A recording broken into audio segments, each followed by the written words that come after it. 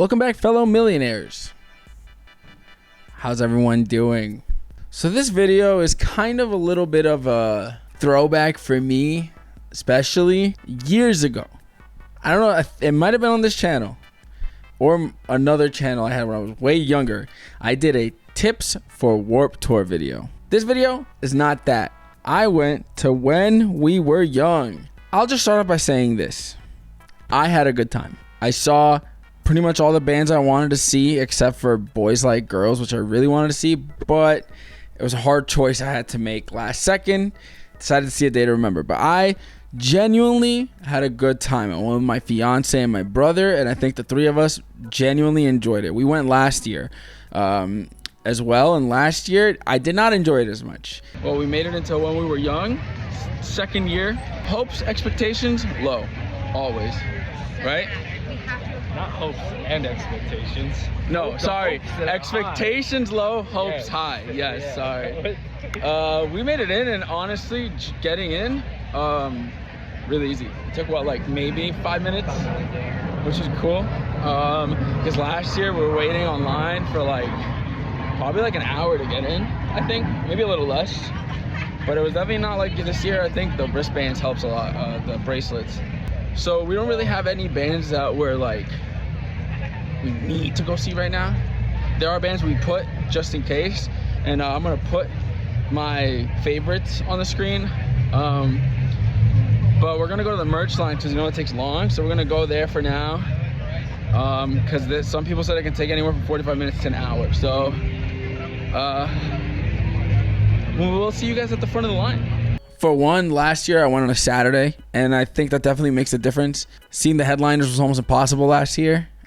It was packed. Well, actually, I then watched the TPD vlog that they went, and I was just on the wrong side. Hey, you're really acting like an idiot.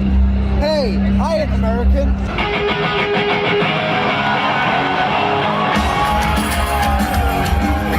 I'm not a part of the redneck agenda. And this year we figured out which side to be on to actually be able to see headliners. Although, realistically, we went on a Sunday that didn't sell out. It actually was very easy to see the headliners, I'm not going to lie. Way easier. I actually feel like it was way less packed. But yeah, I enjoyed it this year. Last year, I didn't. It was also super hot last year. And we went in a larger group, which is a little bit harder to manage, to stay together. It's so difficult, especially because the service there, non-existent. No service if you have T-Mobile or anything else. Verizon, they sponsored the stage this year, and their service was amazing, according to people on Reddit. So, I don't know. Conspiracy theory? Maybe. The year before, the first year, I was going to go, but I actually gave my tickets up to go see a Mexican artist that I really wanted to see. With my family, my fiance, on the other hand, tried to go, and her date was the one that got canceled because of wind. So, this was our first good year of When We Were Young, and it's 3 years in. Now, that aside, I want to get into some of my gripes with When We Were Young. And I have a list. So, let's buckle in and I'll get into that. First, let's crack open a Monster. Let's start with the stages, okay? Verizon stage. Now, before going, me and my brother saw the bands on Verizon stage, and we were like,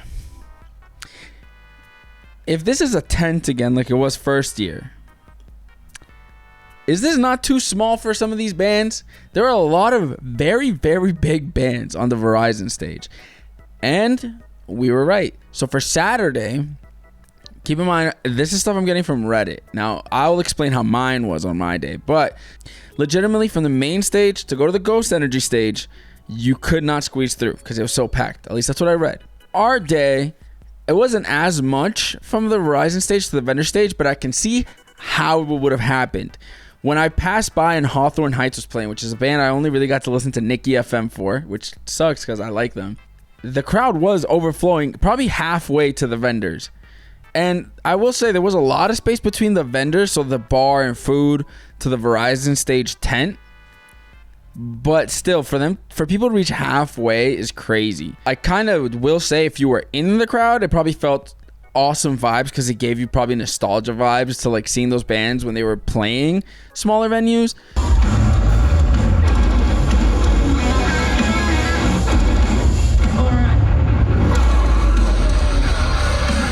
But, you know, when we were young, I feel like I would say 99% of the bands on the lineup are massive in the scene. And so there are no real small bands. Heading over to Mason to just saw Devil Wears Prada. They were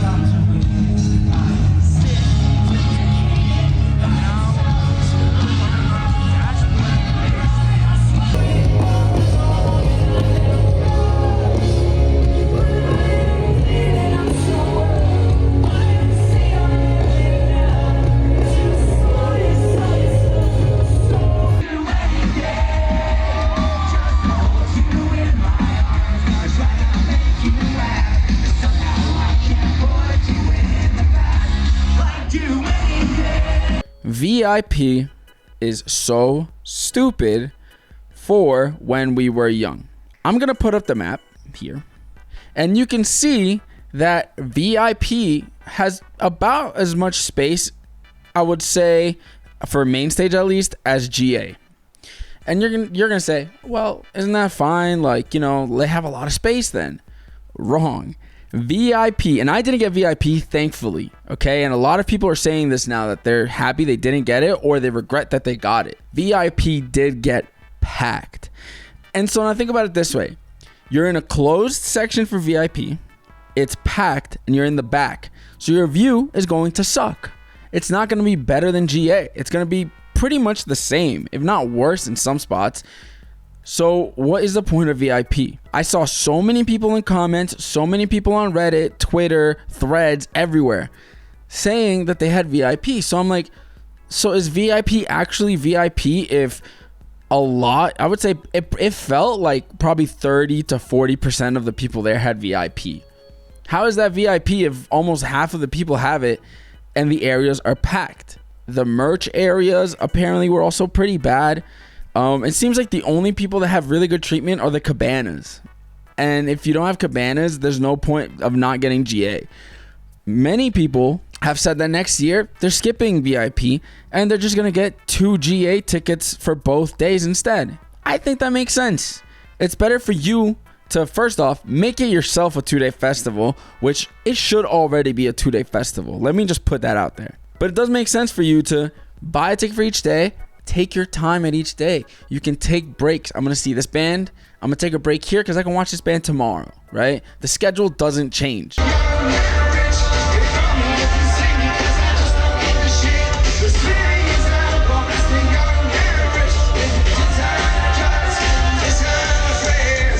Genuinely, When We Were Young should be more than one day. And I don't mean like it is now where it's 2 days of the same thing. No, it should be 2 days with all the bands spread out over the 2 days. It is not fair to people to have to run halfway through sets to catch another band. And they could just do 2 weekends of that, of the band spread over 2 days. Coachella does it and it does well. The same could be for When We Were Young. Spread it over 2 days, over 2 weekends. I think everyone would have a much better time. They wouldn't have the issues that they had with timings for bands, where some bands dropped out and other bands got cut off. That is one of my main things, and I've said this since the beginning. Why is it one day packed so goddamn tight? From morning to night, it's packed. And because it's packed and you don't have really any time to rest, you're tired by the end of it. So many people have no energy left by the headliners. Sunday night when I went, people didn't even stay for the end of My Chemical Romance because they were too tired. I left like 3 songs before they finished. To be fair, I've seen them already. I saw them on their comeback tour at Barclays. So for me, I was like, I'm okay with leaving. And I was so tired. My back hurt, my feet hurt, my knees hurt. We're old. I'm overweight. I can't just stand around. Is that my fault? Yes. Having a little bit of a break between bands is fine. There is no need to pack it how they pack it. At the end of the day, though, I feel like they're just trying to sell tickets, and they feel like they can sell more tickets if they just pack each day instead. Which did that work out for them? I'm not sure, because Sunday did not sell out. You literally, to the day of, I was still getting ads to buy tickets from them, not from resellers. Ads from them to go buy tickets. Okay, moving on to the next stages. The Ghost stage. Way too much bass. I saw someone say that 303 had too much bass, couldn't make it out. It wasn't just 303. Every band that played on there, the bass, it's just the sound was not good. And it's not the bands. Because if it was one band, I'd get it. But multiple bands, it was just not good sound. And it was so extra loud. So I will say, people said it was loud on Reddit for yesterday. Definitely is. Bring earplugs. It's unbelievably loud. We are very far away from the stage, and it literally feels like we're like 10 feet away from it. So definitely gonna need earplugs. I think what really proves the point is if you go to the Allianz stage next, which is next to it, better position than last year because they were perpendicular to each other this time. You go to that stage, you could not hear that stage clearly because the Ghost Energy stage was so loud. But if you stood at the Ghost Energy stage, you would not hear the Allianz stage at all. Which gets me to another thing is that it was way too loud everywhere. And not in a, oh my God, this is awesome, this is sick. No, in a too loud that it genuinely it took away from some bands, I think. That's one of my first tips, earplugs. Because if you're close to the front, there's no way you're not having hearing loss after that. I literally left, I had loop earplugs in almost all day long. By the time I left, my ears were still kind of ringing, like just very subtly. I've been to hundreds of concerts at this point, and I would say 99.999% of those were either rock, metal, emo, whatever, like heavier music. And I've left with like my ears ringing really bad, especially from small venues. But like to have earplugs in and still leave with ears ringing is insane. I think they need to fix sound, and they obviously have sound issues with Sick New World, so it's not just When We Were Young, and it's not the band. It is definitely whoever is doing the sound for the festival. I don't know if bands are allowed to have their own sound guys, but I really doubt it because the issues bleed into different bands. It's not just one during the day. And this brings me up to that the main stage also at times had way too much bass, and the sound didn't really get good until I would say around Pierce the Veil, or like maybe after the Used. I think the Used, literally there was one point where I could feel the bass in my chest.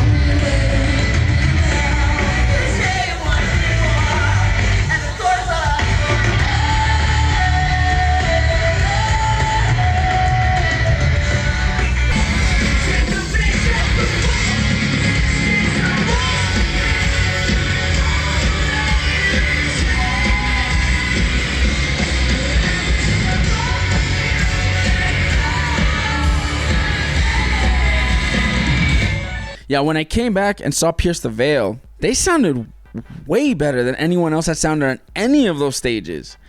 And then from then on, nobody sounded bad.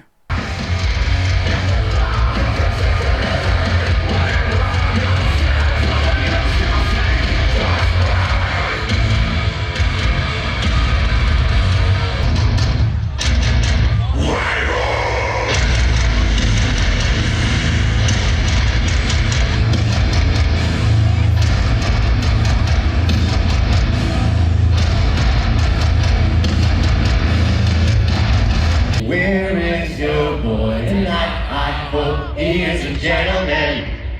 Maybe he won't find out, but I know. You were the last good thing about this part of town.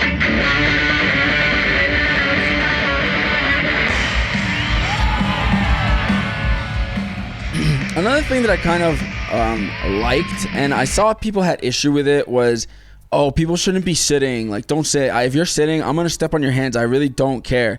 I watch almost every video that TPD puts out. TPD TV. If you don't know, they're a channel that they go to festivals all over the world. It is very common to see people sitting down. I think it's just a here thing maybe, or just When We Were Young, where people are like, I don't care. You should not be sitting. You should be standing and doing this and that. Okay, people can be tired. People can have disabilities where they need to sit. They can have other physical issues where they need to sit. Like, who are you to say, no, you need to stand or else you're not, like, blah, blah, blah. Like, I'm going to step on you. You're just a jerk then. You're just an asshole. That's it. For the most part, I saw a lot of people just respecting, like, where people were sitting in, like, this grass area at main stage. And it was really far to the right, at least where I was. And it was not really in the way of the stage. It was more little to the right.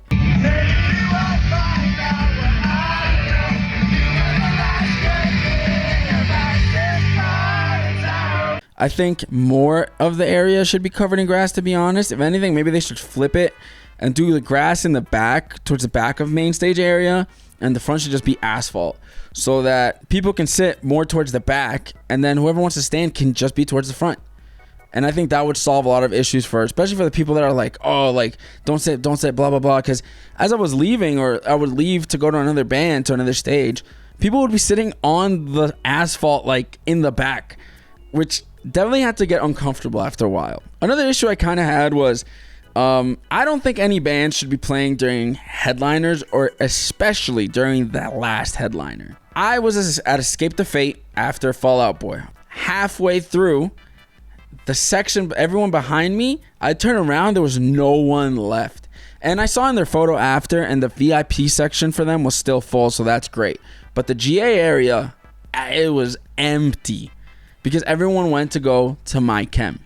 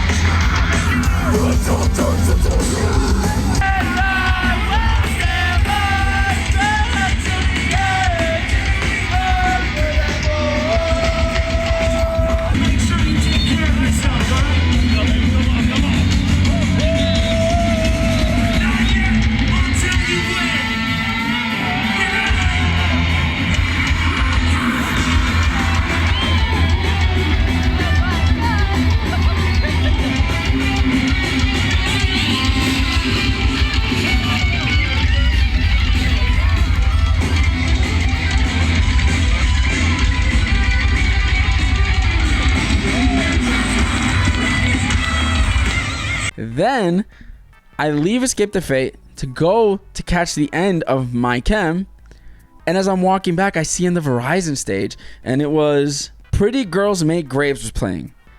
I'm not even kidding. They had maybe 30 people. And look, I'm sure those people are, one, super fans of them, and I'm sure they were super thankful for those people, right? Any crowd is a good crowd. But that stage had just been packed, like, right before, and people left because of My Chemical Romance. I think at least during the last band, no one should play. And I think that also has to do with what I was saying earlier, that the schedule is just not great. Which gets me to the other thing is that I went Sunday, and when I went to My Chemical Romance, the right side was very, very, very empty. And I feel like if I wanted to, I could have definitely made my way easily towards the front of Purple stage that they were playing on. They showed an aerial shot on Instagram, and that was definitely towards the beginning of their set, because I read that a lot of people left after Welcome to the Black Parade. And that's definitely true, because when I got there, it literally looked so empty. Like, there was no one there. It was weird. I had literally around me, like, the closest person to me was probably like 20 or 30 feet away. That's how empty it was. Fix your scheduling, please. Please switch it. I mean, if Warped Tour is gonna be spread over 2 days, there's no reason When We Were Young can't do it. That's all I'm gonna say. Oh, that's another thing. I did not like that they were giving pamphlets for Warped Tour at When We Were Young. Don't give me a pamphlet for something else that you don't even have a lineup for, while I'm going somewhere where I'm about to spend probably $200 plus after I already bought my ticket. That was $400. Like, that is just so out of touch. Maybe give them to people as they're leaving. Like, hey, here it is, but not on the way in. That's weird. Next, I'm going to talk about merch. Now, I have new pin on my hat right here. This hat I got last year. Not this year. They had it again. I got a shirt, and I got this beanie, which I actually think is really cool. And I got the double-headed bunny shirt. Gasm fan, which right there is where you need to hold it. Wait, what does it say? What does it say? Protect your ears. Can you see it on there? Cause I don't know. Oh, actually, no, it doesn't. Yeah, I didn't think the LEDs would show. Yeah. Then we have the When We Were Young beanie, Nice. the pin set, because my friend got it last year. I need to get it. And then the last thing is the bunny shirt. They showed the typos. Oh yeah, does this one have the typos on it? I think it should. Where is it? New and Glory. Bruh. Yeah. They're all Immersian rejects. That's crazy. There's someone else. No, Simmons has it. No. Well, it's somewhere. That's crazy. Now this part does not really have to do with the festival. It has more to do with the people saying the merch suck. First off, I don't want to see you saying the merch designs suck if I'm seeing you walk around in a shirt with ironic impact font. Is your shirt funny? Yeah. Is it cool? No. I think you should not talk about merch if you're not into more modern alt styles. Like that bunny shirt is very close to brands like Drop Dead or Emma Langevin's brand. That's just what alt styles and designs kind of look like now. If you don't know that, then you're just not into it anymore. Does it suck? Absolutely not. I thought it was actually really sick, and I liked it way more than last year's merch. Actually, I do have one thing to say about the festival with the merch. Add more booths. You cannot have just one artist tent for all of GA. That's so stupid. They had a pop-up, but that didn't change anything. The line on Sunday, I don't know how it was Saturday, but Sunday, it got out of the barricades that they had for it, went probably like 200 feet one way, looped around to another few hundred feet, looped around again. And it was like that for hours. I didn't see it empty until probably around 9 or 10 p.m. That's insane. Have more merch booths, not festival merch booths, artist merch booths.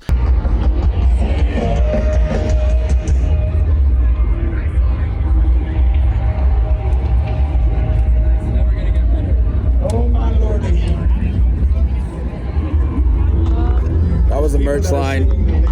The festival one was fine because not many people were getting it, or if they did, it's a lot easier to be like, I want that and that, I'm out.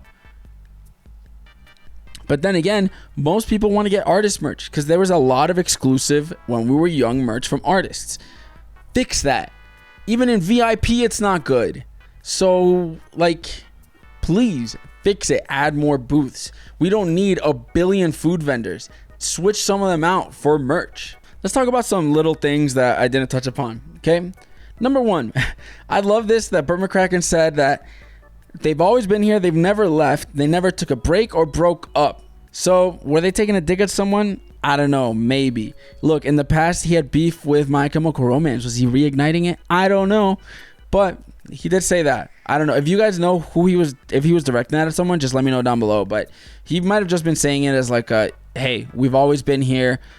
You know, we appreciate support. Here's a gripe with some of y'all.